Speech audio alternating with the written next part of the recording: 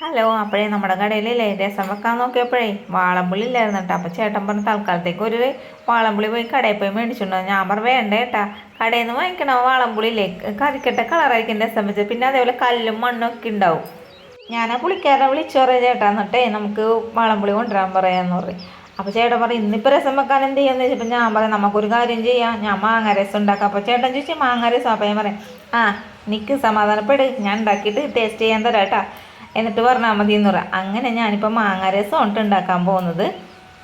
അപ്പോൾ ഈ മാങ്ങ രസം ഉണ്ടാക്കാനായിട്ടേ 1.5 സ്പൂണോളം നല്ല ജീരകമാണ് മിക്സർ ജാറിലേക്ക് ഇട്ട് കൊടുക്കണം. നല്ല ജീരകം ഇച്ചിരി കൂടുതൽ ഇടണം കേട്ടോ, എന്നാലും നല്ല ടേസ്റ്റ് ഉണ്ടാവുള്ളൂ. ഇനി ഇതിലേക്ക് കുരുമുളക് പൊടി ഇട്ടാൽ, കുരുമുളക് പൊടി അല്ല ശരിക്കും പറഞ്ഞാൽ ഇതിൽ ഇടേണ്ടത് കുരുമുളകാണ്. കുരുമുളക് ഇല്ലാത്തതുകൊണ്ട് ഞാൻ കുരുമുളക് പൊടി വെച്ച് അഡ്ജസ്റ്റ് ചെയ്യണേണ്. എന്തായാലും മിക്സർ ജാറിൽ ജീരകം പൊടിക്കണ്ടല്ലോ, എന്നാൽ അതിൽ കൂടി അങ്ങനെ പൊടിച്ചെടുക്കാമെന്ന് ഓർത്തിട്ടാണ്. അപ്പോൾ പൊടിച്ചതൊക്കെ അവിടെ ഇരിക്കട്ടെ കേട്ടോ. ഇനി നമുക്ക് വേണ്ടത് മാങ്ങയാണ്. 2 മാങ്ങ മതിയായിട്ട് ഇത് ഉണ്ടാക്കാനായിട്ട്.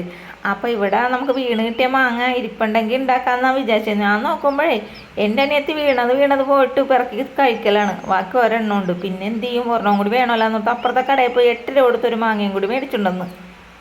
അപ്പോൾ രസം വെക്കാനായിട്ടേ എന്തായാലും കുറച്ചധികം പുളിയുള്ള മാങ്ങയും പുളിയില്ലാത്ത മാങ്ങയും ആണെങ്കിൽ നല്ല ടേസ്റ്റ് ഉണ്ടാവും. അപ്പം ഞാൻ കടയിൽ നിന്ന് മേടിച്ച മാങ്ങക്ക് നല്ല പുളിയുണ്ട് കേട്ടോ. എന്തായാലും നന്നായി മേടിച്ചത്. അപ്പം ഞാനിതെല്ലാം അരിഞ്ഞു നുറുക്കിയൊക്കെ എടുക്കണ്ട കേട്ടോ. അപ്പം ഇത് നമ്മൾ മിക്സർ ജാറിലിട്ട് വേണം ക്രഷ് ചെയ്തെടുക്കാനായിട്ട്. ഇത് ആരെങ്കിലും മാങ്ങാണ്ടിക്ക് കൂട്ടുപോകാനുണ്ടെങ്കിൽ പോയിക്കോട്ടെ, അതാ ഞാനത് എറിയണുണ്ട്. ഇനി നുറുക്കിയ മാങ്ങകൾ നമ്മൾ ആ മിക്സർ ജാറിൽ ജീരകമൊക്കെ പൊടിച്ചിട്ടില്ലേ അതിലേക്ക് ഇട്ട് കൊടുത്തിട്ടുണ്ട്.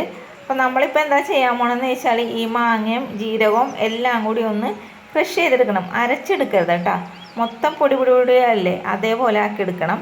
ഇനി നമുക്കിതൊരു പാത്രത്തിലേക്കും കൂടി ആക്കി കൊടുക്കാം. അപ്പോൾ വേറെ ഒന്നിനല്ല, ഇനി നമുക്ക് കുറച്ച് സവാളയൊക്കെ ഒന്ന് ചതച്ചെടുക്കാനുണ്ട്, അതിന് വേണ്ടിയിട്ടാണ്. അപ്പം ഞാനിപ്പോൾ ഒരു പകുതി സവാളയാണ് എടുത്തേക്കണത്. അപ്പോൾ ആ മിക്സർ ജാറിൽ തന്നെ ഇട്ട് ചതച്ചെടുത്താൽ മതി കേട്ടോ.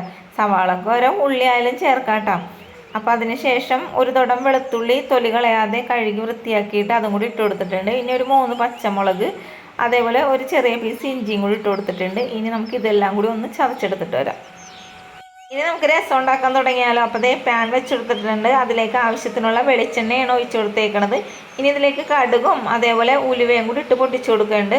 ഇനി ചതച്ച് വെച്ചിരിക്കുന്ന സവാള ആ ഒരു മിക്സില്ലേ അതും കൂടി ഇതിലേക്ക് ചേർത്ത് കൊടുത്തിട്ടുണ്ട്. ഇതിന് പ്രത്യേകിച്ച് അളവൊന്നുമില്ല കേട്ടോ, നമ്മുടെ ഇഷ്ടത്തിനാണ് ഉണ്ടാക്കുന്നത്. അപ്പം ഞാൻ കുറച്ച് കറിവേപ്പിലയും അതേപോലെ വെറ്റൽമുളകൊക്കെ നുറുക്കിയൊക്കെ ഇട്ട് കൊടുക്കുന്നുണ്ട്. എന്നിട്ട് ഇത് ഒന്ന് വഴറ്റി കൊടുക്കണം. നന്നായിട്ട് മൊരിഞ്ഞ് നന്നായിട്ട് വഴണ്ടൊന്നും വരേണ്ട ഒരാവശ്യമില്ല, ജസ്റ്റ് ഒന്ന് വഴണ്ടിയിട്ടിയാൽ മതി. ഇത് നന്നായിട്ട് വഴറ്റാതെ എടുത്തിട്ടുണ്ടെങ്കിൽ സവാളയുടെയൊക്കെ പച്ചച്ചോവയും അതേപോലെ വെളുത്തുള്ളിയുടെ പച്ചച്ചോവയൊക്കെ നമ്മുടെ രസത്തിൽ കിടക്കുമ്പോൾ നല്ല ടേസ്റ്റ് ആയിരിക്കും.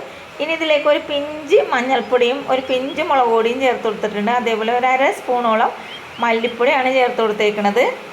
പൊടികൾ ഇട്ട് കൊടുത്തിട്ടുണ്ടെങ്കിലേ നന്നായിട്ടൊന്നും വഴറ്റേണ്ട ആവശ്യമില്ല കേട്ടോ, ജസ്റ്റ് ഒന്ന് വഴറ്റി കൊടുത്താൽ മതിയാകും. അപ്പോൾ അതേ ഞാനിത് ഫ്ലെയിം ഓഫ് ചെയ്യാനായിട്ട് ഇത്രയും മതി. ഇനി രസം വെക്കാനായിട്ട് ഞാൻ ഒരു സ്റ്റീൽ പാത്രം എടുത്തിട്ടുണ്ട് കേട്ടോ. വേറെ ഒന്നുമല്ല, സ്റ്റീൽ പാത്രം ഒന്ന് എടുത്ത് പറഞ്ഞത് നമ്മൾ ഈ പുളിയുള്ള സാധനങ്ങളൊക്കെ ഉണ്ടാക്കാൻ വേണ്ടിയിട്ടേ സ്റ്റീൽ പാത്രം ഉപയോഗിക്കണേ നല്ലത്. അലൂമിനിയം പാത്രത്തിലാണെങ്കിൽ കുത്തുകളൊക്കെ വീഴുമെന്നൊക്കെ പറഞ്ഞ് കേട്ടിട്ടുണ്ട്. പിന്നെ ആ പറഞ്ഞത് നമ്മളിനി അത് തിരുത്തണ്ടാകാന്ന് വിചാരിച്ച് ഞാനും സ്റ്റീൽ പാത്രത്തിൽ തന്നെ കേട്ടോ ഇങ്ങനെയുള്ള സാധനങ്ങളൊക്കെ ഉണ്ടാക്കണത്. അപ്പോൾ നമ്മുടെ ആ മിക്സ് ചെയ്ത് വെച്ചിരിക്കുന്ന മാങ്ങയും ജീരകമൊക്കെ ചതച്ചില്ലേ അതും ഇതിലേക്ക് ഇട്ട് കൊടുത്തിട്ടുണ്ട്. സവാളയുടെ മിക്സ് ഇട്ട് കൊടുത്തിട്ടുണ്ട്. പിന്നെ ആവശ്യത്തിനുള്ള വെള്ളം ഇതിലൊഴിക്കണം. നമുക്ക് പിന്നെ അധികം രസം വേണമല്ലോ, അതുകൊണ്ടിട്ട് തന്നെ ഞാൻ നിറച്ചും വെള്ളം ഞാൻ ഇതിലേക്ക് ഒഴിച്ചു കൊടുത്തിട്ടുണ്ട്. ഇനി ഇതിലേക്ക് ആവശ്യത്തിനുള്ള ഉപ്പും അതേപോലെ തന്നെ കുറച്ച് കായപ്പൊടിയും കൂടിയാണ് ചേർത്ത് കൊടുത്തേക്കണത്. നമ്മൾ നല്ല പുളിയുള്ള മാങ്ങയും പിന്നെ പച്ചമാങ്ങ രസവും ആയതുകൊണ്ടിട്ട് ഇതിൽ വാളംപുളി ചേർക്കേണ്ട ഒരു കാര്യമില്ല. അപ്പോൾ അതുകൊണ്ടിട്ട് തന്നെ ഇത് എല്ലാം കൂടി ഇളക്കി കൂട്ടി നോക്കിയിട്ടുണ്ട്. ഞാൻ ഉപ്പൊക്കെ നോക്കിയപ്പോഴേ എല്ലാം പാകത്തിനാണ് കേട്ടോ, ഒന്നും ഇടണ്ട. പക്ഷേ ഇതിലൊരു സാധനവും കൂടി ഇടണം കേട്ടോ, വേറെ ഒന്നുമല്ല. എന്തെന്നാന്ന് പറയുമ്പോൾ ശർക്കരയും കൂടി ഇട്ടാലേ നല്ല ടേസ്റ്റ് ഉണ്ടാവുള്ളൂ. ആ പുളിയും ഉപ്പും എരിവും എല്ലാം കൂടി ബാലൻസ് ചെയ്യാൻ ഒരു ചെറിയ ശർക്കര കഷ്ണം ഇട്ടാൽ ടേസ്റ്റാണ്. അപ്പോൾ അങ്ങനെ അതും കൂടി ഇട്ടിട്ട് ഇതേ തിളപ്പിച്ച് എടുത്തിട്ടുണ്ട് കേട്ടോ. അതാ രസമൊക്കെ നന്നായിട്ട് വെട്ടി തിളച്ചിട്ടുണ്ട്. ശരിക്കും പറഞ്ഞാൽ മാങ്ങ രസം ഉണ്ടാക്കാനായിട്ടേ നാടൻ മാങ്ങ വേണം, എന്നാലും നല്ല ടേസ്റ്റ് ഉണ്ടാവും കേട്ടോ. കടയിൽ നിന്ന് മേടിക്കണ മാങ്ങയൊക്കെ അത്ര ടേസ്റ്റ് ഉണ്ടാവില്ല. പിന്നെ അതേ ഒരു തക്കാളിയും കൂടി ചെറുതായിട്ട് അരിഞ്ഞിട്ട് കൊടുത്തിട്ടുണ്ട്. കുറച്ച് മല്ലിയിലയും കൂടി ചേർത്ത് കൊടുത്തിട്ടുണ്ട്. അപ്പോൾ ഇത്രയും മതി കേട്ടോ, നമ്മുടെ രസം ഇവിടെ റെഡി ആയിട്ടുണ്ട്. തക്കാളി ഇട്ട് കഴിഞ്ഞിട്ടുണ്ടെങ്കിൽ തിളപ്പിക്കേണ്ട ആവശ്യമില്ല കേട്ടോ. കാരണം ആ ഒരു ചൂടി കിടന്നുകൊണ്ട് തന്നെ തക്കാളിയൊക്കെ വെന്ത് കെട്ടും. അപ്പോൾ അതേ നമ്മളുടെ ബക്കറ്റിലേക്ക് ചൂട് രസം അങ്ങോട്ട് പകർത്തി കൊടുക്കണേണ്.